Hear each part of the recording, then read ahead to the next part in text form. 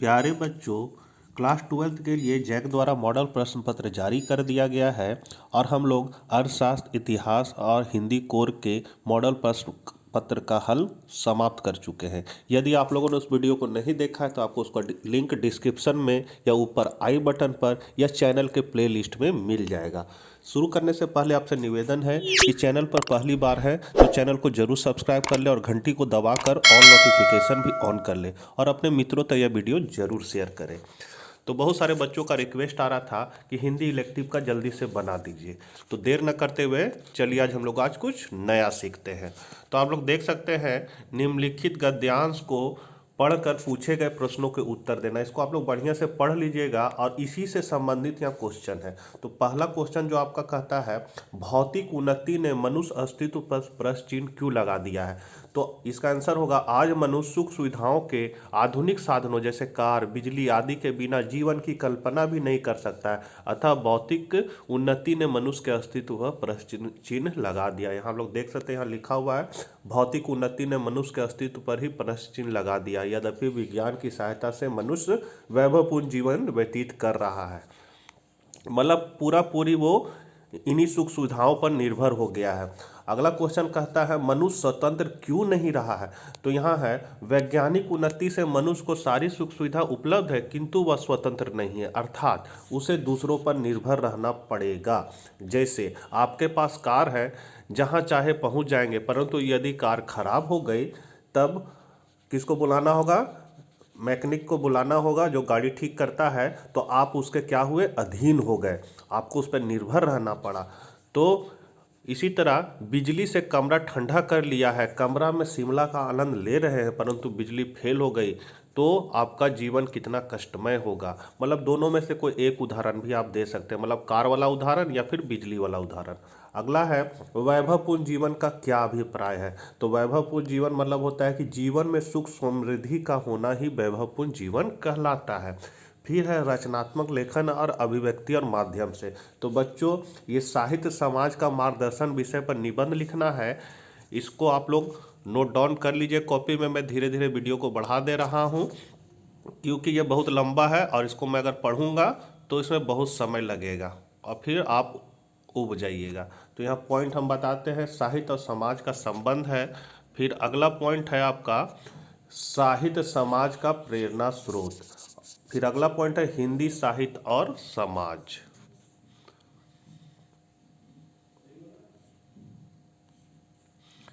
फिर है, साहित्य का दायित्व।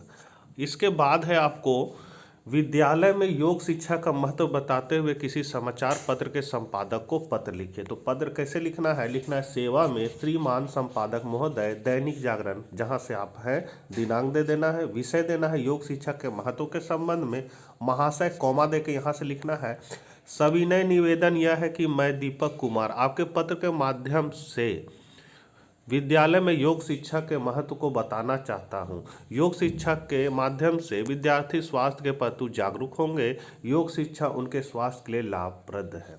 योग के माध्यम से वे अपने शरीर की नकारात्मक ऊर्जा बाहर निकाल सकते हैं, जिससे सकारात्मक ऊर्जा को ग्रहण कर वह स्वयं को ऊर्जावान महसूस कर सकते हैं। योग के द्वारा कई लाइलाज बीमारियों को भी जड़ से समाप्त किया जा सकता है। यह हमारे स्वास्थ्य के लिए जीवनदायिनी औषधि की भांति है। आप अपने समाचार पत्र के माध्यम से पाठकों को योग शिक्षा ग्रहण करने के लिए आग्रह करें। सर धन्यवाद, आपका भवदीय आप अपना नाम लिख देना है।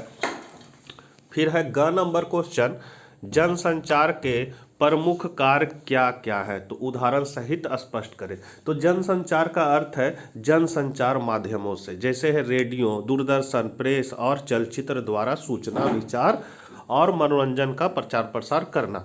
जनसंचार के कार्य हैं, तो पहला कार्य है इसका सूचना देना।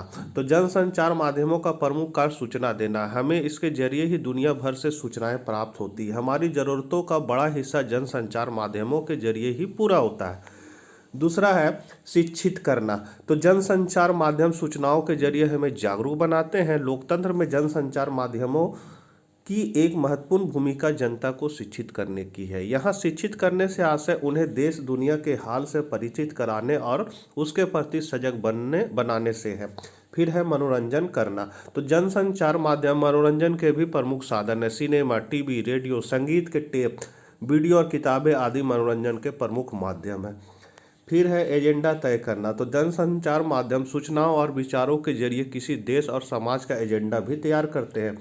जब समाचार पत्र और समाचार चैनल किसी खास घटना या मुद्दे को प्रमुखता से उठाते हैं, उन्हें व्यापक कवरेज देते हैं, तो वे घटनाएं या मुद्दे आम लोगों में चर्चा के विषय बन जाते हैं।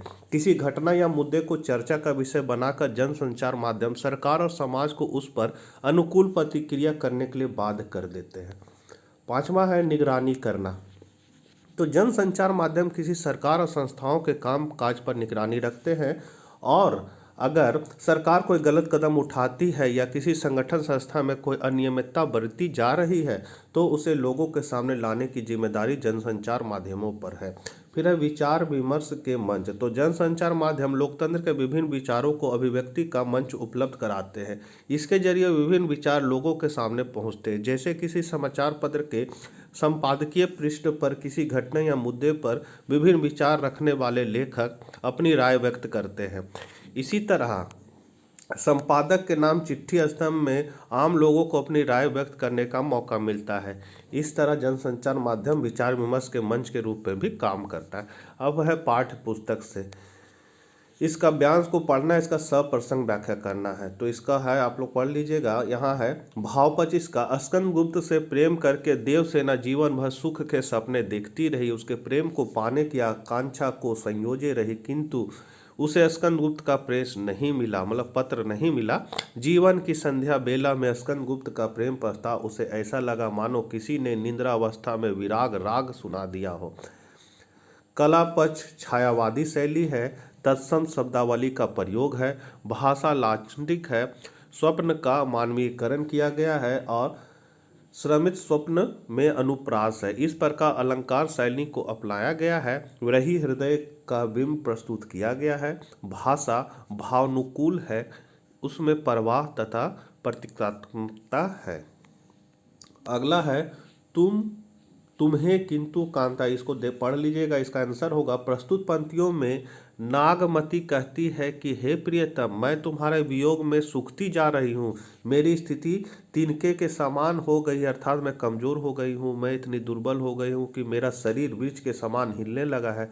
अर्थात जिस प्रकार वृक्ष हवा के झोंके से ही हिलने लगता है, उसी प्रकार मैं कमजोर होने के कारण हिल जाती हूँ। इस पर भी यह विहंगनी मुझे राख बनाने को व्यग्र है तथा मेरे तन की राख को भी उड़ा दिए जा रहा है। चौथा नंबर क्वेश्चन है, राम के प्रति अपने श्रद्धा भाव को भरत किस प्रकार प्रकट करते हैं, स्पष्ट कीजिए। तो संपूर्ण काव्य पंक्तियों से यह बात स्पष्ट हो चुकी है कि भरत अपने भाई श्री राम से बहुत प्रेम करते हैं। जब वे अपने भाई श्री राम से मिलने वनवास जाते हैं तो उनको देखकर उनकी आंखों में आंसू बहने लगते हैं। वन में श्री राम का जीवन कठिन था। उस कठिन जीवन को देखकर भरत भाव विभोर हो चुके थे। अपने भाई की इस कठिन दशा का जिम्मेदार वह स्वयं को ठहराते हैं। ख नंबर का आंसर है, इस पंक्ति में पुत्र वियोगिनी माता का दुख दृष्टिगोचर होता है। माता कौशल्या राम से हुए वियोग के कारण दुखी और आहत है। वे राम की वस्तुएं को देखकर स्वयं को बहलाने का प्रयास करती है। उनका दुख कम होने के स्थान पर बढ़ता चला जाता है, परंतु जब राम के वनवासी जीवन का स्मरण करती है तो हैरानी से भरी हुई चित्र के समान स्थिर हो जाती है। जैसे चित्र में बनाई स्त्री के मुख तथा शरीर में किसी तरह का हाव भाव विद्यमान नहीं होता, वैसे ही राम की दुखद अवस्था का भान करके माता कौशल्या चकित तथा स्तंभ अवस्था में होने के कारण हिलती भी नहीं है। पांचवा नंबर क्वेश्चन है, बालक बच गया, उसके बचने की आशा है। इस क्वेश्चन को पढ़ लीजिएगा, डायरेक्ट हम लोग आंसर में चलते हैं। लेखक ने बताया कि बालक की सहज प्रवृत्ति खेल में होती है। खाने की प्रवृत्ति में बालक को लड्डू सबसे अधिक पसंद होता है। जब तक बालक को उसके अध्यापकों व पिता द्वारा ज्ञान लादा गया था, वह अपने आप के सहज महसूस नहीं कर रहा था। उस पर कृत्रिमता का आवरण चढ़ा था। वह वृद्ध के पूछने पर कि वह इनाम में क्या चाहता है, तो बालक ने बड़ा सोच विचार कर अपने मन की सहज प्रवृत्ति स्वरूप खाने का लड्डू मांगा। लेखक को लगा बालक बच गया, अर्थात उसका बालकपन या बच्चे की सहज इच्छाएं उसमें शेष है। बालक की सहज प्रवृत्ति खेलने में भी अधिक होती है। बचपन में वह खिलौनों को खरीदने, उनसे खेलने की इच्छा भी रखता है।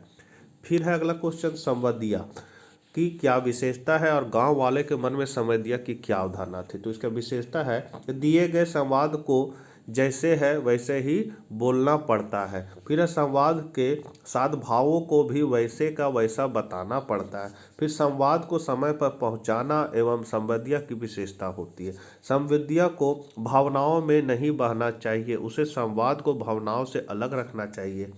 उसे मार्ग का ज्ञान होना चाहिए। संवाद को पहुंचाने में गोपनीयता बहुत आवश्यक है। तो गांव वालों के मन में अवधारणा है कि संवादिया एक कामचोर, निठल्ला तथा पेटू आदमी होता है। जिसके पास कोई काम नहीं होता वह संवादिया बन जाता है। फिर है कुटजपात के आधार पर यह सिद्ध कीजिए कि दुख और सुख तो मन के विकल्प है।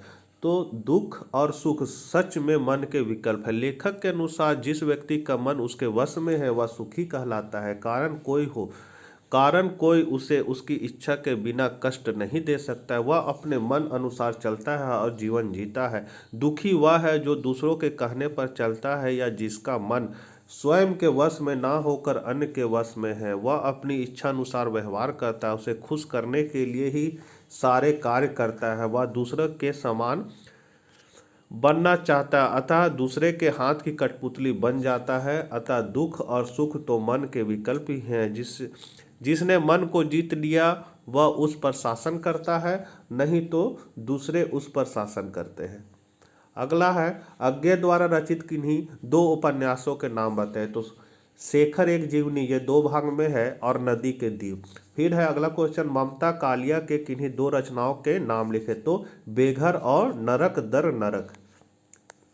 7वां नंबर क्वेश्चन है, यह पूस की राख न थी, उसकी अभिलाषाओं की राख थी। संदर्भ सहित विवेचना कीजिए। तो सूरदास एक अंधा भिखारी था। उसकी संपत्ति में एक झोपड़ी, जमीन का एक टुकड़ा और जीवन भर जमा की गई पूंजी थी। यही सब उसके जीवन के आधार थे। जमीन उसके किसी काम की नहीं थी, उस पर सारे गांव के जानवर चरा करते थे। सूरदास उसी में प्रसन्न था। झोपड़ी जल गई पर वह दोबारा भी बनाई जा सकती थी, लेकिन उस आग में उसकी जीवन भर की जमा पूंजी जलकर राख हो गई थी। उसे दोबारा इतनी जल्दी जमा कर पाना संभव नहीं था। उसमें 500 रुपए थे। उस पूंजी से उसे बहुत सी अभिलाषाएं थी। वह गांव वालों के लिए कुआं बनवाना चाहता था, वह अपने बेटे की शादी करवाना चाहता था तथा अपने पितरों का पिंडदान करवाना चाहता था। झोपड़ी के साथ ही पूंजी के जल जाने से अब उसकी कोई भी अभिलाषा पूरी नहीं हो सकती थी। उसे लगा कि वह फूस की राख नहीं है बल्कि उसकी अभिलाषाओं की राख है। उसकी सारी अभिलाषाएं झोपड़ी के साथ ही जलकर राख हो गई। अब उसके पास कुछ नहीं रहा, बस दुख तथा पछतावा था। वह गर्म राख में अपनी अभिलाषाओं की राख को ढूंढ रहा था। अगला है बच्चे का माँ का दूध पीना सिर्फ दूध पीना नहीं, माँ से बच्चे के सारे संबंधों का जीवन चरित्र होता है। टिप्पणी कीजिए। तो इसका आंसर है बच्चे का अपनी माँ से बहुत गहरा संबंध होता है। यह संबंध माँ की कोख में आने के साथ ही जुड़ जाता है। जब वह जन्म लेता है तो माँ के दूध पर ही 6 महीने तक निर्भर करता है। इस दूध को वह आगे 3 वर्षों तक और ग्रहण करता है। माँ अपने बच्चों को दूध पिलाते समय अपने आंचल की छांव में रखती है। इससे माँ बच्चे के मध्य संबंध सजीव हो उठता है। इस तरह दोनों एक दूसरे के साथ जीवन के कई वर्ष बिताते हैं। बच्चा माँ के साथ ही सोता, हंसता, खेलता, गाता, पीता, बड़ा होता है। माँ इन क्रियाओं से सुखी होती है। वह बच्चे पर अपनी ममता लुटाती है। वह बच्चे को अपनी ममता की छांव के तले रखती है। बच्चा माँ के आंचल में दूध पीता हुआ अपनी माँ के स्पर्श तथा गर्माहट को महसूस करता है। वह बच्चे के लिए उसका पोषण करने वाली मित्र तथा एक स्त्री होती है। माँ का दूध पीकर बच्चा मानव जीवन की सार्थकता को पूर्ण कर देता है। 8वां नंबर क्वेश्चन है, शैला और भूप ने मिलकर किस तरह पहाड़ पर अपनी मेहनत की नई जिंदगी कहानी लिखी। तो इसका आंसर है भूप ने सबसे पहले वह मलबा हटाया जो भूस्खलन के कारण आया था। शैला और भूप दोनों ने मिलकर खेतों को ढलवा बनाया ताकि बर्फ उसमें अधिक समय तक जम ना पाए। जब खेत तैयार हो गए तो उनके सामने पानी की समस्या आई, अतः उन्होंने झरने का रुख मोड़ने की सोची। इस तरह से उनके खेतों में पानी की समस्या हल हो सकती थी। फिर समस्या आई कि गिरते पानी से पहाड़ को कैसे काटा जाए, या बहते पानी में संभव नहीं था। कार के मौसम में मतलब बाढ़ के मौसम में उन्होंने अपनी समस्या का हल पाया और उन्होंने पहाड़ को काटना आरंभ किया। इस मौसम में झरना जम जाता है और सुबह धूप के कारण धीरे धीरे पिघलता था। यहाँ जगह ठंड के मौसम में बच्चों, यहाँ ठंड।